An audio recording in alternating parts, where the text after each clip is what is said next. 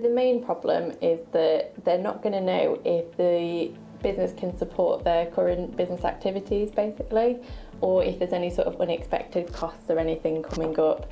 They're not going to know if the business can actually support that.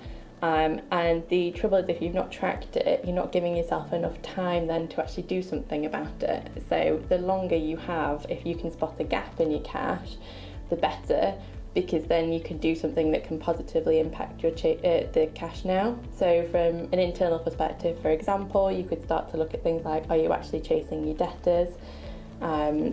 It will impact the type of spending that you're doing if you know that there's something coming up where the business might struggle. So things like, some luxury item type things, or what you would class as, they're not necessarily needed right now. They might start to think about, well, should we delay those until we get past this period of difficulty?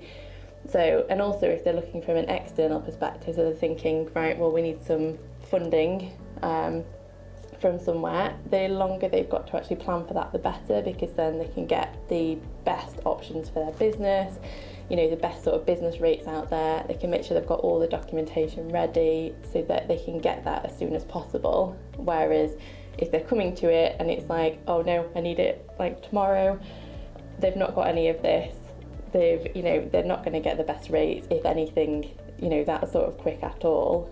So having that lead time is definitely really important for a business.